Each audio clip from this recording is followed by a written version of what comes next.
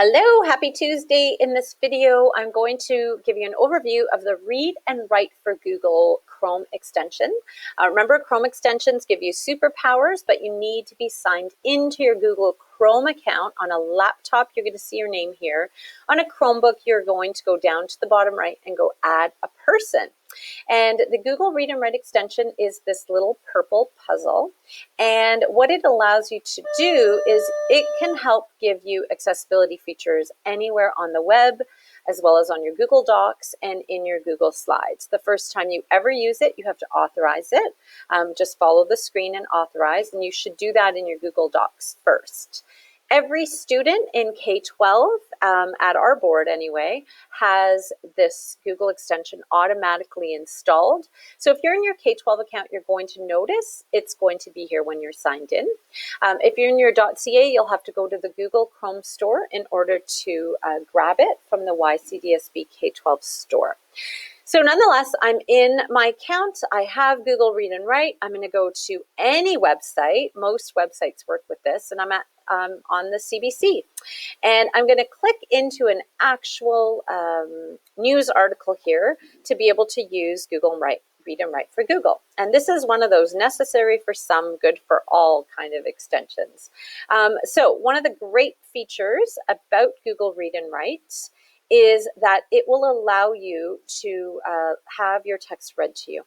Okay, so when I do that and I press play, after a tight campaign that saw the two leading parties struggle to break. I'm not sure if you heard that, but certainly you saw that I have it organized or set up so that it's a yellow highlight and I can track it as I go.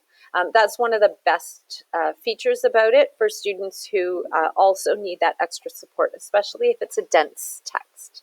But the other really great thing is I can go and ask my students to highlight text. It is counterintuitive in that you don't hit the highlight first, you highlight the text first, and then you hit the highlighting tool. And then just say their main argument is going to be in yellow, and then their supporting details are going to be, and I'm not even reading this, friends, their supporting details are going to be in green, and then they are going to take any words that they don't understand, and they are going to maybe highlight those in pink. Okay, I'm just making this up as I go along.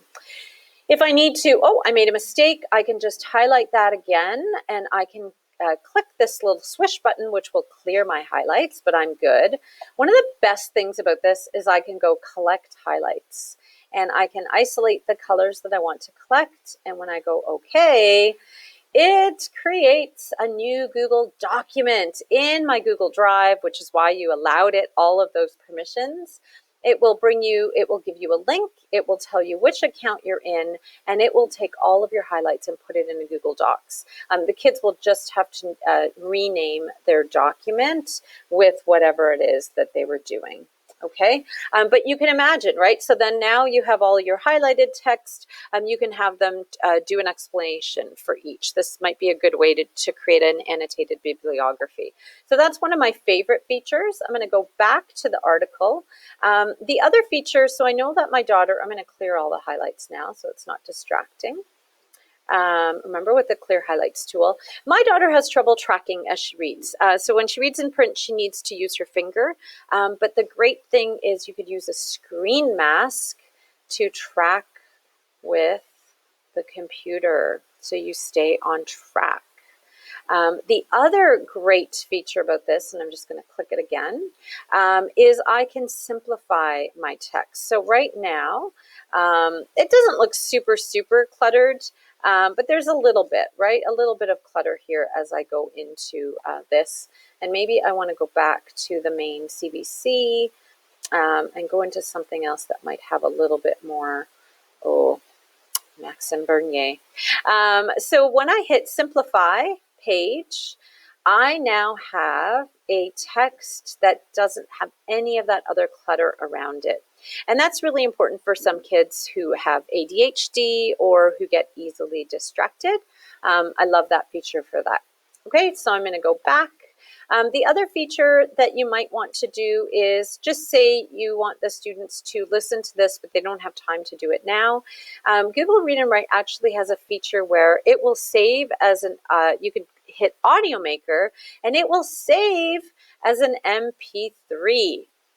And then the kids could listen to it if they want. And you'll notice it just went here, Audio Maker MP3, and then they could listen on their phones if they need to.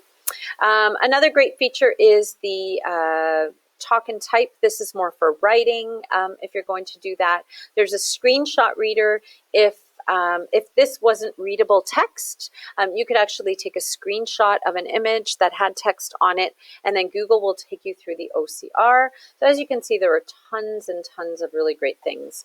There's a dictionary, so you could go to a word and go to the dictionary right here and get it to do. I find this doesn't work super well in high school. It doesn't have a whole lot of really great words. Let's try one more just to see. So subsidies, let's see if that's in the dictionary.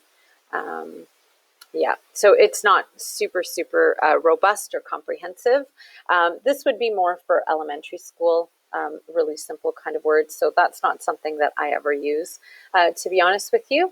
And then the one other thing that it can do, which I really like, is if you're just focusing on vocabulary, you can grab a couple of words and you can highlight it. Consensus and that, and maybe campaign. And we're going to highlight it in purple. And then when I hit vocabulary, what it will do is it will create a new vocabulary list. And again, it doesn't always have the meaning, but this is great because the kids could write in their own meanings. They can create a symbol for it to remember, and then they can add a note to it as well. So it's a great start in terms of getting kids to preview a text, find the words that they don't understand, and then they can go back to the text and look at it. So all of this is available to you on the web. It's available to you in Google Docs. It's available to you in Google Slides. And it's this powerful little extension right here. So hope you enjoyed, and let me know if you have any questions.